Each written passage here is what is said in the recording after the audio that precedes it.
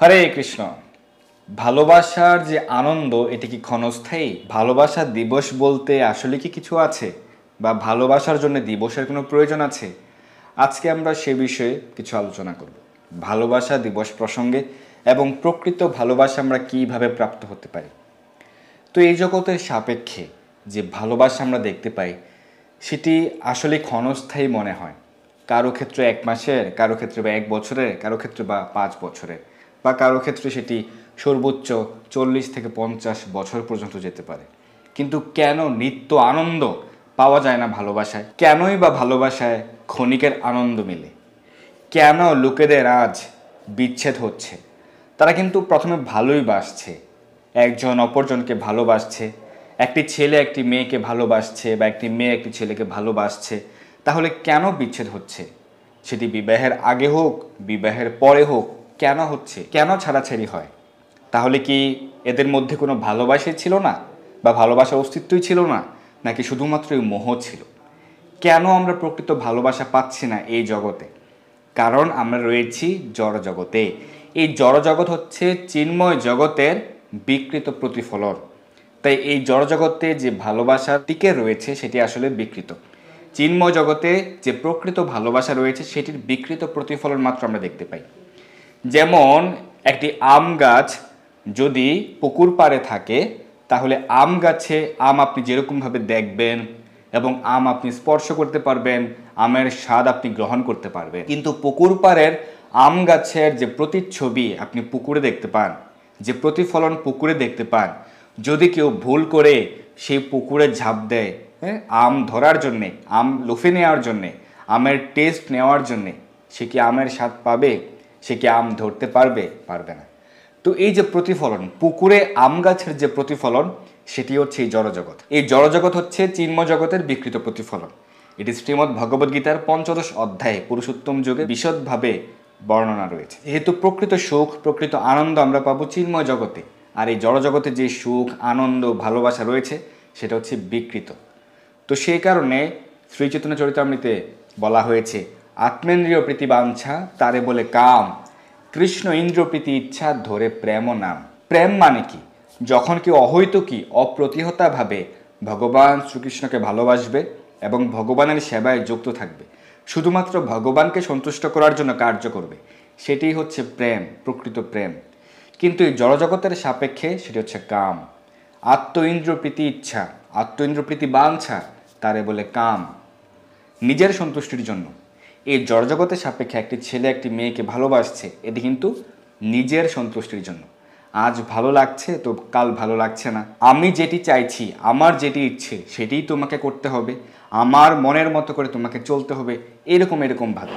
তো সেই কারণে এটি হচ্ছে নিজের ইচ্ছায়, নিজের সন্তুষ্টির জন্যে, নিজের ইন্দ্রিয়ের প্রীতি সাধনের জন্যে। তো সেই কারণে সেটি হচ্ছে কাম। এটিকে আমাদের মনোবিজ্ঞানীরা বা দার্শনিকেরা বলে থাকেন লাস্ট, LUST। এটি হচ্ছে কাম, লাস্ট। এটি কিন্তু প্রকৃত ভালোবাসা নয়, লাভ নয়। তো এই ভ্যালেন্টাইন্স ডে সমাগত হয়েছে, এবং এই ভ্যালেন্টাইন্স ডেতে বর্তমানে ছেলে মেয়েরা, কপতিরা, নারী পুরুষেরা হাজার হাজার লক্ষ লক্ষ টাকা অপচয় করে। কেন? একজন অপরজনকে আনন্দ প্রদান করার জন্য, ক্ষণিকের সুখ প্রদান করার জন্য, নানা রকমভাবে। কিন্তু এটি আসলে প্রকৃত ভালোবাসা নয়, এটি ক্ষণিকের মোহ। প্রকৃত ভালোবাসায় কখনো প্রতিদান পাওয়ার কোনো প্রকার ইচ্ছা থাকে না। আমি তাকে ভালোবাসছি, প্রতিদানে আমি তার কাছ থেকে কিছু পাবো, সেটি প্রকৃত ভালোবাসায় থাকে না। এটি থাকে বিকৃত ভালোবাসায়, এই জড়জগতের সাপেক্ষে। এটি হচ্ছে লেনদেনের সম্পর্ক। এই জড়জগতে যে প্রেমের সম্পর্ক, তথাকথিত প্রেমের সম্পর্ক, ভালোবাসার সম্পর্ক, এটা হচ্ছে লেনদেনের সম্পর্ক। আমি তোমাকে কিছু দিব, তুমি আমাকে কিছু দিবে। আমি তোমাকে সন্তুষ্ট করার জন্য কিছু প্রচেষ্টা করব, তুমি আমাকে সন্তুষ্ট করতে হবে। এটা হচ্ছে লেনদেনের ব্যবসায়িক সম্পর্ক। এটি আসলে ভালোবাসা নয়। সেই কারণে প্রকৃত ভালোবাসা, প্রকৃত প্রেম হয় ভগবানের সঙ্গে। কারণ ভগবান আমাদেরকে কোনো প্রকার প্রতিদানের আশা না করে আমাদেরকে অনবরত অনেক কিছু সরবরাহ করছেন। যেমন অক্সিজেন দিচ্ছেন ভগবান। কখনো কি ভগবান প্রতিদানের আশা করছেন? যারা নাস্তিক, যারা ভগবানকেই মানে না, ভগবানের অস্তিত্ব স্বীকার করে না, তাদেরকে ভগবানকে সাপ্লাই করছেন না অক্সিজেন? অবশ্যই করছেন। তাদেরকেও যেরকমভাবে ভগবান অক্সিজেন, জল, বাতাস, সূর্য, সব কিছু, সূর্যের আলো, সব কিছু সরবরাহ করছেন। একজন আস্তিক, একজন ভক্ত সকলকেই করছেন। তাই ভগবানের এই যে ভালোবাসা, আমাদের প্রতি ভগবানের যে ভালোবাসা, সেটি হচ্ছে প্রকৃত ভালোবাসা। তো সেই কারণে প্রকৃত ভালোবাসার সম্পর্ক হবে ভগবানের সঙ্গে। কিন্তু এই জড়জগতের সকল প্রকার সম্পর্ক হচ্ছে গিভ অ্যান্ড টেক রিলেশনশিপ। শুধুমাত্র এই জড়জগতের যত প্রকার সম্পর্ক রয়েছে, সব থেকে খাঁটি যে সম্পর্ক, ভালোবাসার সম্পর্ক, সেটি হচ্ছে বাবা মায়ের সাথে সন্তানের যে সম্পর্ক। একজন মা কোনো প্রকার স্বার্থ ব্যতিরেকেই তিনি তার সন্তানকে ভালোবাসেন নিঃস্বার্থভাবে। একজন পিতা কোনো প্রকার স্বার্থ ব্যতিরেকেই তার সন্তানকে ভালোবাসেন সেই সন্তানের জন্ম লগ্ন থেকেই। এই সম্পর্কটি হচ্ছে এই জড়জগতের সাপেক্ষে যত প্রকার সম্পর্ক রয়েছে, ভাই বোনের সম্পর্ক, পতি পত্নীর সম্পর্ক বা যে কোনো প্রকার সম্পর্কে হোক না কেন, এই জড়জগতের সাপেক্ষে যেহেতু চিন্ময় জগতে রয়েছে প্রকৃত ভালোবাসা, এই জগতে হচ্ছে প্রকৃত ভালোবাসার বিকৃত প্রতিফলন। সেই বিকৃত প্রতিফলনের মধ্যে যেটি সব থেকে সর্বোৎকৃষ্ট, অর্থাৎ 100 ভাগের মধ্যে 99.5 ভাগ বিশুদ্ধ রয়েছে এই জড়জগতের সাপেক্ষে যে ভালোবাসায়, সেটি হচ্ছে পিতামাতার সাথে সন্তানের যে সম্পর্ক। সন্তান পিতামাতাকে যে ভালোবাসে বা পিতামাতা সন্তানকে যে ভালোবাসে, এটি এই পিতামাতার সাথে সন্তানের সম্পর্ক ব্যতীত যত প্রকার সম্পর্ক, সব কিছুতেই 100 ভাগ থেকে ধীরে ধীরে কিছু পার্সেন্টেজ কমে যাচ্ছে। কারণ তাতে স্বার্থ থেকে যাচ্ছে। ক্ষুদ্র হোক বা বৃহৎ স্বার্থ হোক, তাতে অবশ্যই স্বার্থ রয়েছে, অন্তর্নিহিত স্বার্থ রয়েছে। এবং যখন কেউ তার স্বার্থ মেটাতে পারে না, তখন কিন্তু সে ভালোবাসার সম্পর্কে ফাটল ধরে। কিন্তু যখন আপনি ভগবানকে ভালোবাসবেন নিঃস্বার্থভাবে, ভগবান আপনাকে কখনোই আপনার সঙ্গে প্রতারণা করবেন না এবং কৃষ্ণের সঙ্গে সম্পর্কে কখনোই ফাটল ধরে না। ভগবান আপনাকে সাময়িকভাবে পরীক্ষা নিতে পারেন যে আপনি আসলে ভগবানকে কতটুকু ভালোবাসেন। সেই কারণে ভগবান তার প্রিয় ভক্তদেরকে মাঝে মাঝে পরীক্ষা নেন। যেমন আমরা দেখতে পাই পঞ্চপাণ্ডবদের ক্ষেত্রে, পঞ্চপাণ্ডবদেরকে কত প্রকার কষ্ট সহ্য করতে হয়েছিল, কিন্তু তারা নিরন্তর ভগবান শ্রীকৃষ্ণের স্মরণ করতেন। তারা সব থেকে বেশি ভালোবাসতেন ভগবান শ্রীকৃষ্ণকে। তারা সব সময় ভগবান শ্রীকৃষ্ণের চরণে শরণাপন্ন ছিলেন। প্রত্যেকটি কাজের শুরুতে তারা ভগবান শ্রীকৃষ্ণের সঙ্গে পরামর্শ করতেন। কিন্তু তাদেরকে কেন দুঃখ পেতে হয়েছে? এটি আসলে মূলত আমাদেরকে শিক্ষা প্রদান করার জন্য তারা অভিনয় করেছেন মাত্র। তারা কিন্তু মুক্ত জীব। অর্জুন, ভীম, যুধিষ্ঠির, তারা মুক্ত জীবাত্মা, কিন্তু তারা অভিনয় করে আমাদেরকে শিক্ষা প্রদান করেছেন। ভগবান আমাদেরকে পরীক্ষা নেবেন, কিন্তু যদি আমাদের ধৈর্য থাকে, যদি আমরা কোনো প্রকার ব্যবসায়িক স্বার্থ ব্যতিরেকে, কোনো প্রকার উদ্দেশ্য ছাড়া, উদ্দেশ্যহীনভাবে, অহৈতুকী কোনো প্রকার হেতু ছাড়া, অপ্রতিহতভাবে ভগবানের সেবায় যুক্ত থাকি, ভগবানকে ভালোবাসি, তাহলে অবশ্যই আমরা ভগবানকে সন্তুষ্ট করতে পারবো এবং নিত্য আনন্দ লাভ করতে পারবো। তো এই জড়জগতের ভালোবাসা যে প্রকৃত ভালোবাসার বিকৃত প্রতিফলন, শুধুমাত্র কামের সম্পর্ক, সেটির একটি বাস্তব উদাহরণ আপনাদেরকে দিই। সেটি বেশ কয়েক দশক পূর্বের ঘটনা। একবার এক লোক, তিনি চেয়েছিলেন যে তিনি সেটি নির্ণয় করবেন যে তার স্ত্রী তাকে কতটুকু ভালোবাসে। তিনি পরীক্ষা নিতে চান। তো সেই কারণে তিনি ভাবছেন যে কিভাবে আমি পরীক্ষা নিতে পারি, কি করতে পারি। তখন তিনি গিয়েছিলেন একজন জ্যোতিষীর কাছে এবং তিনি গিয়ে বলেছিলেন যে হে বাবা, আমি কি করতে পারি, কিভাবে আমি বুঝবো যে আমার স্ত্রী আমাকে আসলেই ভালোবাসে, সত্যিকারে ভালোবাসে। সে কি আমাকে সত্যিকারে ভালোবাসে নাকি বাসে না, সেটি আমি কিভাবে বুঝবো। তখন সেই বাবাজি তাকে বললেন যে তুমি যাবে, তুমি আজকে বাসায় গিয়ে রাতে যখন ঘুমাবে তখন তুমি মরার মতো শুয়ে থাকবে। আর তার কথা মতোই সেই লোকটি কাজ করলো। সে বাড়িতে গেল এবং গিয়ে রাতের বেলায় যে ঘুমিয়ে থাকবে তার পূর্বেই, ঘুমিয়ে যাওয়ার কিছু সময় পূর্বেই তিনি তার বিছানায় শুয়ে রইলেন এবং মরার মতো করে 2 হাত প্রসারিত করে শুয়ে রইলেন। কারণ সেই বাবাজি বলেছিলেন যে 2 হাত প্রসারিত করে শুয়ে থাকতে হবে, 2 হাত 2 দিকে বাড়িয়ে শুয়ে থাকতে হবে এবং কোনো প্রকার নিঃশ্বাস নেওয়া যাবে না। যখন কেউ আসবে চেক করার জন্য তখন কোনো প্রকার নিঃশ্বাস নেওয়া যাবে না। এবং তার কথা মতোই সেই লোকটি কাজ করলো এবং সে শুয়ে রইল। এবং তার স্ত্রী তখন আসলো, কী ব্যাপার, তুমি খেতে আসছো না? সে কোনো রেসপন্স করছে না। তখন তার স্ত্রী তাকে বারবার নাড়ছিলেন তার হাত ধরে, কী ব্যাপার, তুমি উঠছো না কেন, তুমি কি শুয়ে আছো, তুমি কি ঘুমিয়ে পড়লে? কোনো প্রতিশব্দ নেই, কোনো প্রতিক্রিয়া নেই। তখন তার স্ত্রীর মনে হলো কেন কোনো প্রতিক্রিয়া নেই কেন। তখন তিনি দেখলেন যে আসলে কি শ্বাস নিচ্ছে, সে কি বেঁচে আছে। তখন তিনি ভালো করে পরখ করে দেখলেন, আরে সে তো কোনো প্রকার শ্বাস প্রশ্বাস তার বন্ধ হয়ে গেছে এবং তার শরীর স্তব্ধ হয়ে গেছে, কিছুই নড়ছে না। 2 হাত প্রসারিত করে শক্ত হয়ে শুয়ে আছে, শরীর শক্ত হয়ে গেছে। এ কী হলো? তখন তিনি তার পুত্র তার সন্তানদেরকে ডাকলেন, বাড়িতে যারা ছিলেন সকলকে ডাকলেন যে কি হলো, দেখতো তোর বাবা কোনো প্রকার রেসপন্স করছে না, কোনো সাড়া নেই, কোনো প্রতিক্রিয়া জানাচ্ছে না, দেখতো কি হলো। তখন বাকিরাও এসে পরখ করে দেখলেন যে তিনি আর বেঁচে নেই। তখন তারা হাউমাউ করে কান্না করতে শুরু করলেন। তার স্ত্রীও তখন কান্না করতে শুরু করলেন যে কি হলো, এত তাড়াতাড়ি তুমি চলে গেলে, আমাদের সকলকে একা রেখে তুমি চলে গেলে, এত তাড়াতাড়ি চলে যেতে পারলে তুমি। তখন তারা কান্না করতে শুরু করলো। এইভাবে 1 ঘন্টা সময় অতিবাহিত হলো এবং তখন তার স্ত্রী বলছিলেন তার ছেলেকে যে তুই যা তো, তুই বাইরে গিয়ে সব কিছু প্রস্তুত কর, শ্মশানে তো নিয়ে যেতে হবে এবং তাকে দাহ করতে হবে, এই অন্ত্যেষ্টিক্রিয়ার যে সকল কার্য সব কিছুর জন্য তুই প্রস্তুতি সম্পন্ন কর এবং ওনাকে যে নিয়ে যেতে হবে এখান থেকে, সেই নিয়ে যাওয়ার যে উপকরণ সেগুলিও নিয়ে আয়। এভাবে তিনি তাকে বলছিলেন এবং তার মায়ের নির্দেশপ্রাপ্ত হয়ে ছেলে সকল ব্যবস্থা করে ফেলল এবং এই লোকটিকে তুলে নিয়ে যাওয়া হবে। এবং যখন তাকে তুলে নিয়ে যাওয়ার জন্য প্রস্তুত করা হলো, সেই খাটু আনা হলো যার উপর তাকে শুইয়ে যেরকমভাবে মৃত ব্যক্তিকে নিয়ে যাওয়া হয় সেরকমভাবে নিয়ে যাওয়া হবে। কিন্তু তিনি তো 2 হাত প্রসারিত করে রেখেছেন, কোনোভাবেই তারা 2 হাত সোজা করতে পারছেন না। তো 2 হাত যদি প্রসারিত করে থাকে তাহলে সেই কক্ষ থেকে তাকে কিভাবে বের করবে? কারণ দরজা দিয়ে তো বের হবে না, দরজার যে প্রস্থ সেই থেকে তো তার 2 হাত প্রসারিত করার যে প্রস্থ সেটি বেশি, তাই দরজা দিয়ে তো বের হবে না। তখন তারা ভাবলেন যে কী করা যায়, কোনোভাবেই তাকে বের করা যাচ্ছে না এবং তিনি এত শক্ত করে 2 হাত প্রসারিত করে আছেন, কোনোভাবে তাকে বের করা যাচ্ছে না। তখন অন্যান্য লোকেরা বলছিল যে একটি কাজ করা যায়, দরজাটিকে ভেঙে ফেলতে হবে, এই দরজাটিকে ভেঙে ফেললে আর ওয়ালের কিছু অংশ ভেঙে ফেললে তাহলেই তাকে বের করা যাবে। তখন সেই লোকটির স্ত্রী বলছিলেন যে মাত্র কয়েক বছর হলো এই নতুন বাড়ি তিনি বানিয়ে গেছেন, এত সুন্দর বাড়ি, এত সুন্দর দরজা, এত সুন্দর কাঠের দরজা তিনি এত সুন্দর নকশা করে বানিয়েছেন, এই দরজা ভেঙে ফেলা হবে? না না না, দরজা ভাঙার কোনো প্রয়োজন নেই, এই মরা তো মরেই গেছে, এই 2 হাত প্রসারিত করে রয়েছে, তার হাত ভেঙে ফেলো, তার হাত ভেঙে ফেলে তাহলেই তাকে বের করা যাবে। আর যখনই তার স্ত্রী এরকমভাবে বলছিল তখন সেই লোকটি তিনি তখন জেগে উঠলেন এবং সেখান থেকে নেমে গেলেন এবং তিনি বলছিলেন আমি কিন্তু মরি নাই, আমি এখনও বেঁচে আছি, আমি শুধু পরখ করেছি যে আমার স্ত্রী আমাকে কতটুকু ভালোবাসে। তাহলে সে আমি মরে গেছি এটি শুনে তার ভালোবাসা শেষ হয়ে গেল?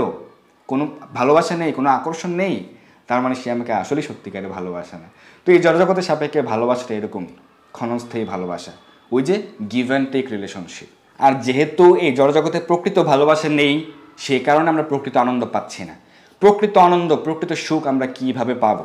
আমাদের যে আত্মার আনন্দ, আমরা যে সুখ পাই সেটা হচ্ছে দেহের সুখ। আমরা একটা ভালো বিছানায় ঘুমাবো, ভালো একটি সোফা সেটে আমি বসবো, এই যে আরাম, এটা হচ্ছে দেহের সুখ। শান্তি হচ্ছে মনের শান্তি আর আনন্দ হচ্ছে আত্মার আনন্দ। কিভাবে আমরা আত্মার আনন্দ প্রাপ্ত হতে পারবো এবং কিভাবে আমরা প্রকৃত আনন্দ প্রাপ্ত হতে পারবো? তো এই সম্পর্কে, যেহেতু আমাদের কর্তব্য হচ্ছে ভগবানকে ভালোবাসা, এবং যদি আমরা ভগবানকে ভালোবাসি তাহলে আমরা প্রকৃত আনন্দ প্রাপ্ত হতে পারবো। এই সম্পর্কে শ্রীমদ্ ভাগবতে 1ম স্কন্ধের 2য় অধ্যায়ে উল্লেখ রয়েছে, সবই পুংসাম পরধর্ম ইয়ত ভক্তির অদুক্ষজে অহৈতুকী অপ্রতিহতা ইয়য়াত্মা সুপ্রসিদ্ধতি। সবই পুংসাম, পুংসাম মানে হচ্ছে সকল মানুষের জন্য, পরধর্ম মানে হচ্ছে প্রধান ধর্ম বা মূল ধর্ম বা শ্রেষ্ঠ ধর্ম। সবই পুংসাম পরধর্ম ইয়ত ভক্তির অদুক্ষজে। অদুক্ষজ, অদুক্ষজ হচ্ছে ভগবান শ্রীকৃষ্ণের একটি নাম, যিনি হচ্ছেন ইন্দ্রিয় লব্ধ জ্ঞানের অতীত। আমাদের ইন্দ্রিয়ের দ্বারা আমরা কখনোই ভগবানকে জানতে পারবো না, সেই কারণে বলা হচ্ছে শুধুমাত্র ভক্তির দ্বারা ভগবানকে জানা যায়।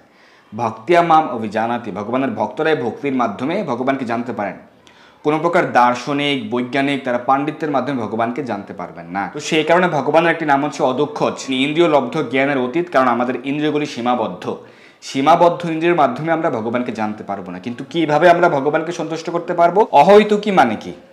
কোনো প্রকার হেতু ছাড়া, কোনো প্রকার উদ্দেশ্য ছাড়া, ভোগবাসনাহীন। আর অপ্রতিহতা মানে হচ্ছে নিরবচ্ছিন্ন, কন্টিনিউয়াল। যদি আমরা অহৈতুকী অপ্রতিহতাভাবে ভগবানকে সন্তুষ্ট করার জন্য আমরা সেবা করি, প্রচেষ্টা করি, ডিভোশনাল সার্ভিস, তাহলে সেই যে ডিভোশন, ভক্তি, সেটির মাধ্যমে আমরা ভগবানকে সন্তুষ্ট করতে পারবো এবং সেই ভক্তির মাধ্যমে আমরা প্রকৃত আনন্দ লাভ করতে পারবো। এবং কিভাবে আমরা অহৈতুকী অপ্রতিহতা সেবা করতে পারবো? ভগবানের সাথে যে আমাদের ভালোবাসার সম্পর্ক, আমরা যে ভগবানকে ভালোবাসবো কোনো প্রকার উদ্দেশ্য ছাড়া, কোনো প্রকার কারণ ছাড়া, সেই ভালোবাসাটা কীরকম হবে? সেই প্রসঙ্গে শ্রীল বিশ্বনাথ চক্রবর্তী ঠাকুর শ্রী চৈতন্য মত্ত মঞ্জুষা গ্রন্থে উল্লেখ করেছেন, আরাধ্য ভগবান ব্রজস তনয়স্তদ্ধাম বৃন্দাবনম রম্যা কুচিত উপাসনা ব্রজবধূ বর্গানো বা কল্পিত। অর্থাৎ বৃন্দাবনে ব্রজ গোপিকারা ব্রজবধূরা তারা ভগবানকে যেরকমভাবে ভালোবেসেছিলেন, কোনো প্রকার কারণ ছাড়া, কোনো প্রকার হেতু ছাড়া, কোনো প্রকার উদ্দেশ্য ছাড়া, সেটি নিরবচ্ছিন্ন ভালোবাসা। তো সেই উদাহরণ প্রয়োগ করেছেন। সেই উদাহরণ হচ্ছে আমাদেরকে আমাদের জীবনেও প্রয়োগ করতে হবে, যেটি আমাদের আচার্যগণ শিক্ষা প্রদান করেছেন। অর্থাৎ যদি আমরা ব্রজ বধূগণের মতো, ব্রজবাসীগণের মতো, ব্রজ গোপিকাগণের মতো ভগবানকে ভালোবাসতে পারি কোনো প্রকার উদ্দেশ্য ছাড়া। যেমন ব্রজ গোপিকারা তারা নিজেরা নরকে যাওয়ার ভয় করেনি, যখন তারা নিজেদের চরণ ধুলি ভগবানকে দিয়েছিল, নারদ মুনির কাছে দিয়েছিল ভগবানের মাথা ব্যথা দূর করার জন্য। আপনারা সকলেই সেই লীলা শ্রবণ করেছেন। তো সেরকমভাবে নিজে আমার কি অবস্থা হবে সেটি চিন্তা না করে, আমার নিজের কতটুকু লাভ হবে সেই চিন্তা না করে, শুধুমাত্র ভগবানকে সন্তুষ্ট করার জন্য ভগবানের সেবায় যুক্ত হওয়া উচিত। এটি হচ্ছে অহৈতুকী অপ্রতিহতা সেবা। এবং এইভাবে আমরা প্রকৃত আনন্দ লাভ করতে পারবো, যেটি শ্রীমদ্ ভাগবতে বলা হয়েছে ইয় আত্মা সুপ্রসিদ্ধতি। এর মাধ্যমে আমাদের আত্মা প্রসন্নতা লাভ করবে, আনন্দ লাভ করবে। কেন আমরা এই জড়জগতের ভালোবাসায় নিত্য আনন্দ পাই না? কারণ সেটি হচ্ছে বিকৃত প্রতিফলন, ক্ষণস্থায়ী। আর যদি আমরা ভগবানকে ভালোবাসি, ভগবানের সেবা করি, তাহলে আমরা নিত্য আনন্দ লাভ করতে পারবো। এই প্রসঙ্গে শ্রী রূপ গোস্বামী তিনি একটি উদাহরণ প্রয়োগ করেছেন চাতক পাখি বা বজ্র পাখির কথা, যেটি শ্রী প্রভুপাদ তাৎপর্যে লিখেছেন যে চাতক পাখি বা বজ্র পাখি তারা বজ্র আকাশে মেঘের কাছাকাছি থাকে। যখন দুটি মেঘের মধ্যে ঘর্ষণ হয় বা দুটি বজ্রের মধ্যে ঘর্ষণ হয়, তখন সেইখান থেকে বিশুদ্ধ জল তারা গ্রহণ করে। কেন? এই জগতে, এই পৃথিবীতে কি জল নেই? বিশুদ্ধ জল নেই? অবশ্যই রয়েছে। কিন্তু চাতক পাখি বা বজ্র পাখির বৈশিষ্ট্য হচ্ছে তারা মেঘের নিকট থেকে একদম প্রকৃত বিশুদ্ধ জল তারা গ্রহণ করবে। যেটি এই জড়জগতে জল রয়েছে, এই পৃথিবীতে জল রয়েছে, কিন্তু সেটি কিন্তু শতভাগ বিশুদ্ধ নয়, যে কোনো জলাশয়ের বা সাগরের বা নদীর জল। কিন্তু সেই মেঘের জলটুকু তারা গ্রহণ করার জন্য নিজেদের জীবনের ঝুঁকি নিয়ে তারা সেই মেঘ থেকে জল গ্রহণ করে। সেটি কিন্তু ঝুঁকিপূর্ণ। যখন দুটি মেঘের মধ্যে ঘর্ষণ হবে, সেই সময় তারা কিন্তু মারাও পড়তে পারে, কিন্তু তারা সবসময় ভালো কিছু পাওয়ার জন্য প্রচেষ্টা করে। তো এই দৃষ্টান্ত উল্লেখ করেছিল প্রভুপাদ, আমাদেরকে শিক্ষা প্রদান করেছেন আমাদেরও কৃষ্ণের কৃপা পাওয়ার জন্যে সর্বোচ্চ প্রচেষ্টা করা উচিত। নিজেদের ইন্দ্রিয় প্রীতি বিধান বা নিজেদের যে ভোগবাঞ্ছা সেটির প্রতি ধাবিত না হয়ে কৃষ্ণের সন্তুষ্টির জন্য প্রচেষ্টা করা উচিত। এবং যদি আমরা ভগবানকে ভালোবাসি, ভগবানের সেবায় যুক্ত হই, তখন হয়তো বা ভগবান আমাদেরকে পরীক্ষা নেবেন। এবং তখন আসলে কি আমরা ভগবানের প্রতি যে আমাদের ভালোবাসা সেটি কি নিরবচ্ছিন্ন রাখবো নাকি ছেড়ে দেব? এই প্রসঙ্গে শিক্ষাষ্টকমের যে সিদ্ধান্ত ভগবান শ্রীমন মহাপ্রভু উল্লেখ করেছেন, আশ্লিষ্য বা পাদরতাম পিনষ্টুমাম অদর্শনান মর্মহতাম বা কর্তবা ইয়থা তথা বা বিদধাতু লম্পট্টু মত প্রাণ নাথস্থ সয়ব না পড়া। অর্থাৎ যেহেতু আমরা ভগবানের দাস, তিনি ছিলেন প্রভু, আমরা তার নিত্য দাস। তো সেই কারণে ভগবান এখানে প্রার্থনা করেছেন, আমাদেরকে শিক্ষা প্রদান করেছেন কিভাবে আমাদের প্রার্থনা করা উচিত। হে ভগবান, আপনি দাসকে, পাদরতা দাসীকে আপনি আলিঙ্গনপূর্বক গ্রহণ করুন, বা হচ্ছে আপনি আমাকে গ্রহণ নাই বা করুন, আপনি আমাকে অদর্শন দ্বারা মর্মাহত করুন, আপনি আমাকে যেরকমভাবে আপনার যা অভিরুচি আপনি যেটি করুন না কেন, আমি সর্বদা আপনার শ্রীচরণ সেবায় রয়েছি, আপনি সর্বদা আমার প্রাণনাথ, একমাত্র আপনি আমার প্রাণনাথ। এরকমভাবে ভগবানের প্রার্থনা করা উচিত। মারবি রাঘবি জো ইচ্ছা তোয়ারা। ভগবান আমাকে মারবেন নাকি রাখবেন সেটি ভগবানের ইচ্ছা, কিন্তু আমার কর্তব্য হচ্ছে ভগবানের সেবায় যুক্ত হওয়া, ভগবানকে সন্তুষ্ট করার জন্য যে প্রচেষ্টা সেটি চালিয়ে যাওয়া। এটি হচ্ছে প্রকৃত ভালোবাসা। এবং যদি আমরা ভগবানের সাথে আমাদের নিত্য সম্পর্কে পুনঃপ্রতিষ্ঠা করার চেষ্টা করি, প্রকৃত ভালোবাসা, প্রকৃত প্রেম আমরা পুনঃপ্রতিষ্ঠা করার চেষ্টা করি, তাহলে আমরা প্রকৃত আনন্দ, নিত্য আনন্দ লাভ করতে পারব, যেটি আমাদের নিরবচ্ছিন্ন আনন্দ হবে। আমরা ভগবানের সঙ্গে আমরা নিত্য সম্পর্কের প্রতিষ্ঠা করতে পারলে আমরা ভগবত ধামে প্রত্যাবর্তন করতে পারবো, এবং সেখানে প্রকৃত আনন্দ রয়েছে, নিত্য আনন্দ আমরা সেখানে প্রাপ্ত হতে পারবো, ভগবানের সেবায় যুক্ত হতে পারবো। তাই ভালোবাসা দিবস একদিনের জন্য নয়। যেমন আমাদেরকে প্রতিদিন অন্ন গ্রহণ করতে হয়, প্রতিদিন বস্ত্রের প্রয়োজন হয়, তো সেই কারণে ভালোবাসা হচ্ছে প্রতিদিনের, সেই কারণে ভালোবাসা হচ্ছে নিত্য। সেটি একদিনের কোনো দিবস নয়, একদিনের কোনো বিষয় নয়, কয়েক ঘন্টার কোনো বিষয় নয়। তো সেই কারণে ভালোবাসা হবে ভগবানের সঙ্গে, ভগবানের সঙ্গে হচ্ছে প্রকৃত ভালোবাসা। আর আপনি ভালোবাসবেন আপনার বাবা মাকে, আপনার পরিবারকে, তাহলে আপনাকে কখনোই কষ্ট পেতে হবে না। আপনি জড়জগত আনন্দ লাভ করতে পারবেন এবং আপনি চিন্ময় জগতেও প্রকৃত আনন্দ লাভ করতে পারবেন। ধন্যবাদ সবাইকে। হরে কৃষ্ণ। এই দুর্লভ মনুষ্য জন্মকে সার্থক করতে যুক্ত হন কৃষ্ণ ভাবনায়। আপনার সকল ধর্মীয় বা পারমার্থিক প্রশ্ন জানাতে যুক্ত হন আমাদের টেলিগ্রাম গ্রুপে। আর এই ভিডিওটি শেয়ার করে আপনার সকল বন্ধুদের কাছে পৌঁছে দিন। ধন্যবাদ সবাইকে।